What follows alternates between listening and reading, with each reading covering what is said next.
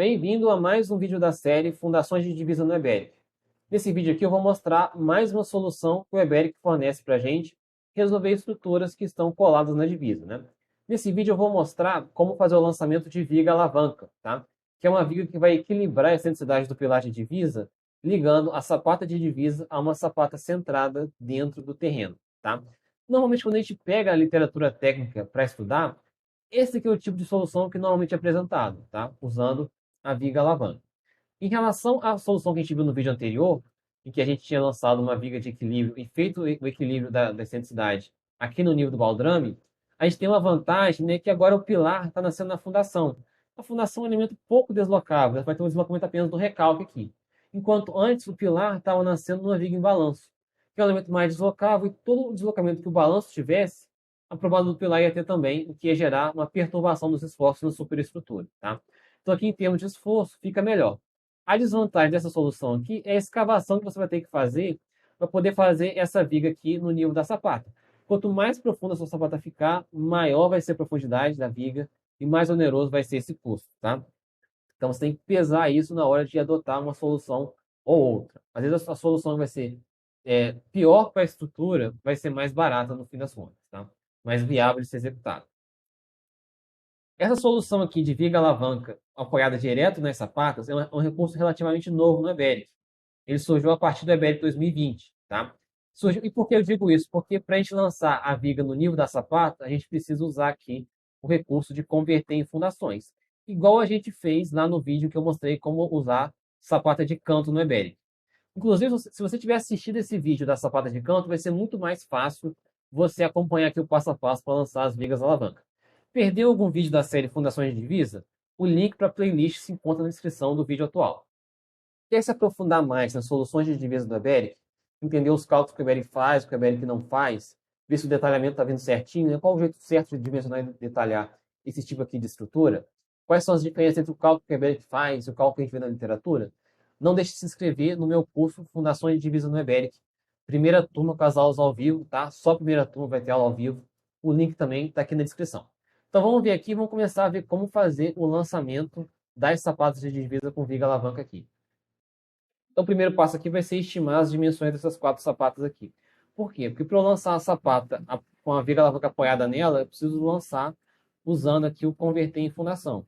E quando eu lanço no Eberic uma sapata usando o converter em fundação, ele não calcula automaticamente as dimensões da sapata. Ele só pega as sapatas que você informar e verifica se a tensão atuante abaixo da sapata é menor que a tensão admissível. Depois eu posso alterar as dimensões da sapata? Posso, mas já é bom a gente começar lançando umas dimensões próximas das dimensões definitivas, tá?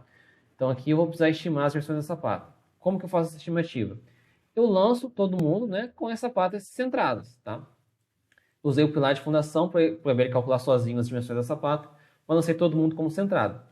Por que eu lancei essas três aqui como centrado ao invés de divisa, né? Se elas vão ficar na divisa?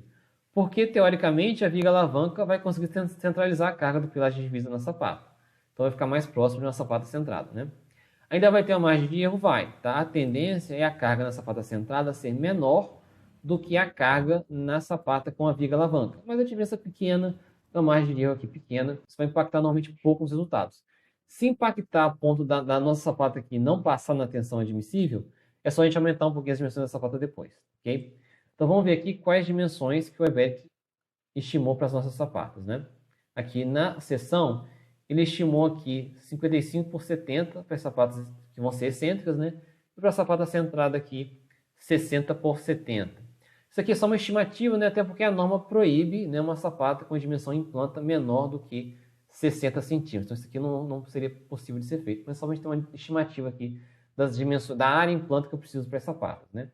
A altura aqui, ele tinha colocado constante, mas igual eu já mostrei no vídeo sobre sapata de canto no Eberic, eu preciso aqui no mínimo das sapatas com 30 de altura total, para poder conseguir ancorar a barra da armadura do pilar. Tá? Isso porque eu estou considerando um arranque com barra de 10. Se fosse uma barra com a bitola mais grossa, eu precisaria de uma altura maior aqui. Eu não preciso da sapata com altura constante, eu posso diminuir aqui também. Vou dar OK aqui, vou recalcular a altura de todo mundo. Eu estou aqui com sapatas com 30 de altura total, 20 de altura no rodapé. Então, qual vai ser o próximo passo aqui? Já tenho a estimativa das dimensões da sapata. Bom, no Eberic, quando eu lanço a sapata usando converter em fundação, a sapata fica no nível que eu estiver trabalhando. Então, se eu estiver trabalhando aqui no nível do térreo, tá? E lançar a sapata aqui, a sapata vai ficar lançada aqui no nível do térreo. Vai ficar no nível do baldrame, ok? Para eu conseguir lançar essa sapata aqui mais embaixo, eu tive que criar um nível intermediário mais embaixo, certo?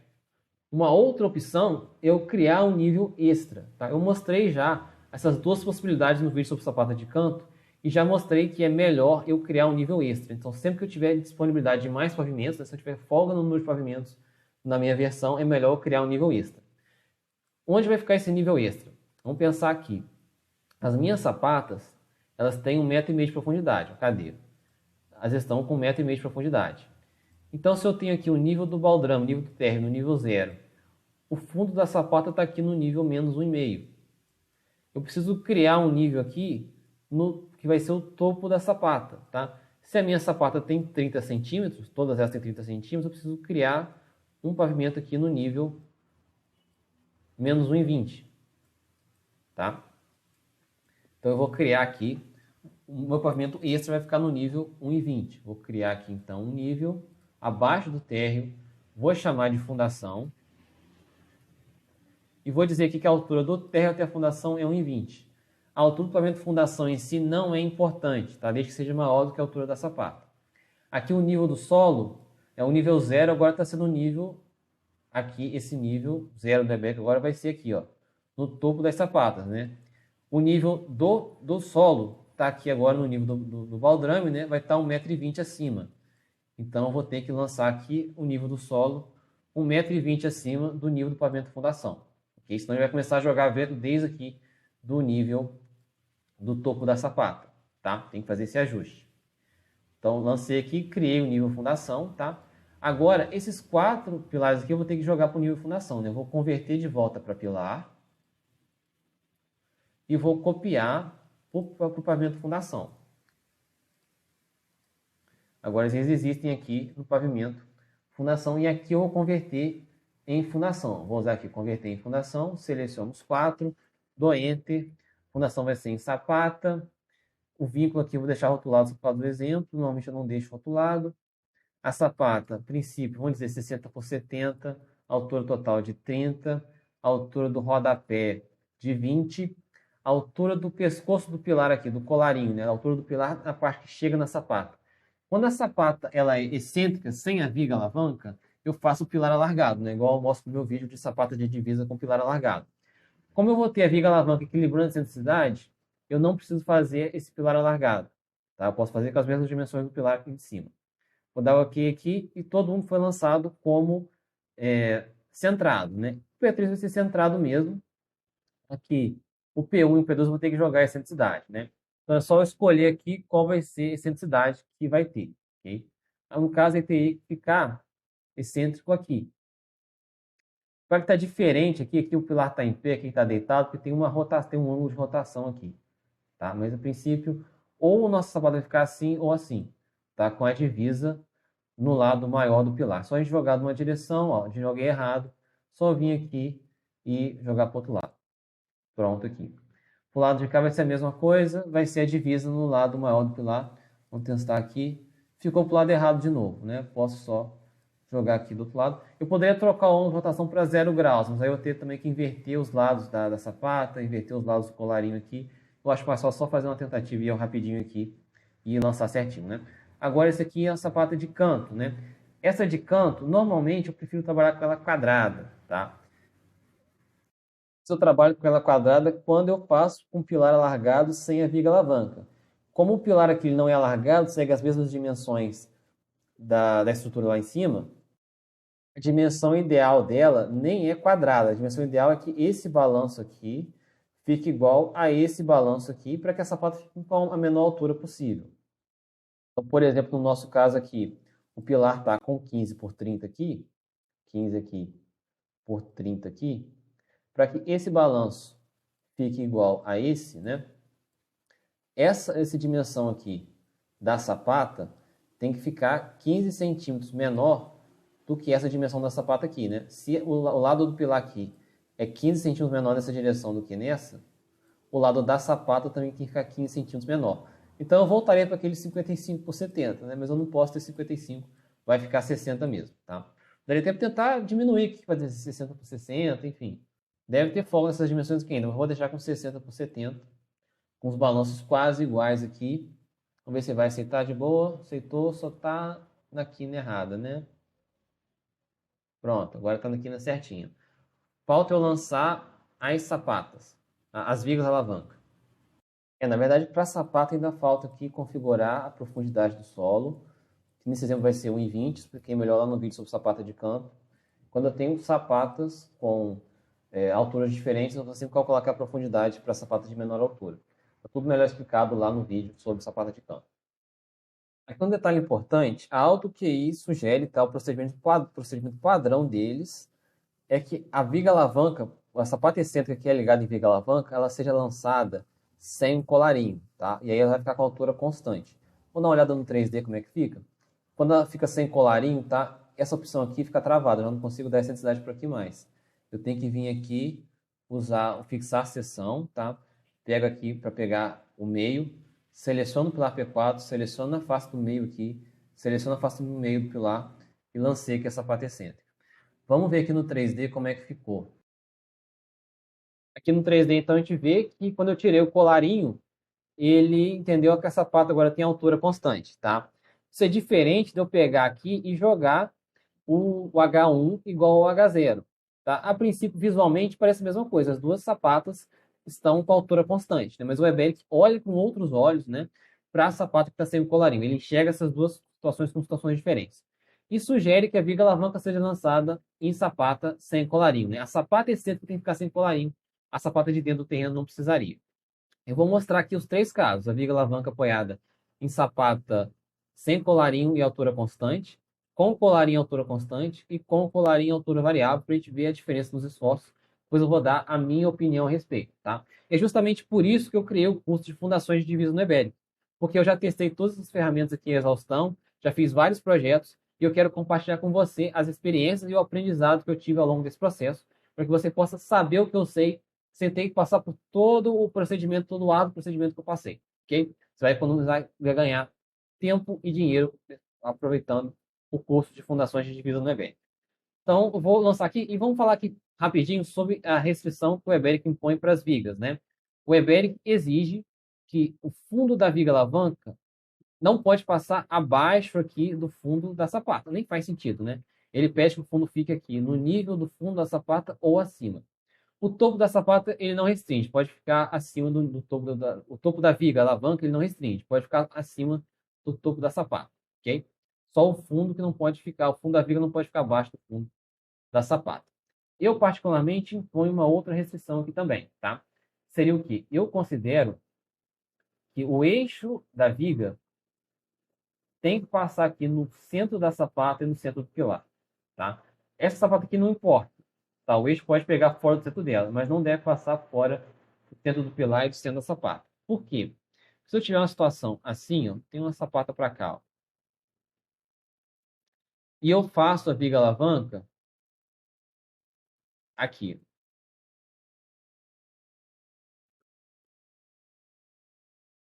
Essa viga alavanca vai, teoricamente, jogar a reação do P4 nesse ponto aqui. Então, ao invés de eu ter uma sapata centrada, eu vou trocar essa excentricidade aqui nesse ponto para a excentricidade aqui, tá? Então, a minha sapata, as tensões dela que o Weber vai calcular como se a sapata estivesse centrada, mas na verdade não vai estar, porque a reação vai estar fora do centro. Não, não é interessante, né? O que você poderia fazer aqui é o que? Se você tiver essa situação, você pode deixar assim normal na Eberic, né? Deixar a viga alavanca com o eixo dela passando fora do centro da sapata, deixar ela passando aqui. Mas aí depois, manualmente, tá? Você faz essa lateral da sapata, ao invés de fazer ela horizontal, você faz ela esconsa, você faz ela aqui. E a lateral de cá você faz assim também. Porque aí, você fazendo isso, você fazendo esses lados aqui paralelos à viga alavanca, você vai mudar o centro da sapata desse ponto aqui para esse. E aí a sapata vai ficar centrada certinho. E aí o resto do dimensionamento e detalhamento do eBay vai ficar certo, tá? Só que você vai ter que alterar na forma as faces laterais da sapata e alterar também no detalhamento, tá? Lançar a viga alavanca, tá? Passando no centro da sapata sem passar no centro do pilar, para mim também não faz sentido, tá? Porque você teria aqui uma excentricidade de carga do pilar em relação à viga. Isso iria gerar torção na sua viga e o Eberic não vai calcular essa torção automaticamente. E torção é um esforço pesado para a viga resistir. Então, também não recomendo. Então, sempre que possível, lance a viga alavanca com o centro dela passando no centro da sapata e no centro do pilar. Quando não der, faz aquela jogada de mexer nas faces da sapata, tá? Então, vamos ver aqui. Vamos começar lançando as vigas alavanca. Eu vou lançar aqui, eu sempre lanço a viga alavanca com a mesma largura do pilar que está na divisa, ok? Para a altura da viga, eu vou considerar aqui o seguinte. Vou considerar o mesmo que eu falei lá no vídeo de ancoragem do pilar e versus a altura da fundação. O link do vídeo está aqui na descrição. Eu vou considerar aqui que o espraiamento das cargas do pilar dentro da sapata permite que a gente reduza o comprimento de ancoragem do arranque do pilar, tá? Por isso que eu adotei a sapata só com 30 de altura, né? Então vou considerar também que a viga alavanca bastaria ela ter 30 de altura. Eu não preciso respeitar na viga alavanca o comprimento de ancoragem da armadura do pilar, tá? Então vou lançar aqui as vigas com 30 de largura, porque é a largura do pilar, e com 30 de altura, que é o mínimo para poder ancorar a armadura do pilar, tá? Então 30 por 30 aqui, vou lançar desse pilar nesse aqui, dou Enter, lançamento de viga normal, né? Aqui eu vou pegar pela face, porque os centros não estão alinhados, né? Então eu vou pegar pela face aqui, pego aqui, até a face de cá, puxo para cá, Enter. Tranquilinho aqui também, né? O centro do pilar tá junto do centro da sapata. E aqui na diagonal, vou ter que achar onde que está o centro da sapata, né? Então, venho aqui. Isso porque eu não coloquei ela sem colarinho, né? Aqui ele não deixa eu pegar esses pontinhos do tracejado. Eu vou fazer o quê? Só para testar aqui, eu vou jogar sem colarinho rapidinho aqui e vou mover na excentricidade que eu quero e vou marcar aqui aonde está o centro da sapata. Essa até errado aqui. Peguei o pontinho fora. É daqui para cá, ok? Agora eu pego, marco aqui onde está o centro da sapata, e agora eu posso voltar ela com o colarinho, né? Aí eu vou ter que dizer de novo as dimensões do pilar, que é 15 por 30, e dou aqui a excentricidade, acho que era para cá mesmo. Aliás, ela é excêntrica duas vezes. Pronto, esse aqui é o centro da sapata.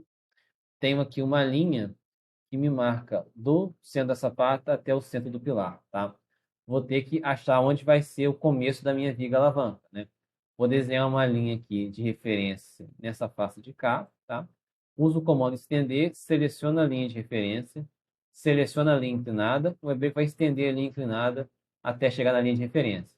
Esse ponto aqui onde a linha inclinada encosta na viga V1 é o ponto onde eu vou começar a minha viga alavanca aqui. Vou fazer a viga também com 30 por 30.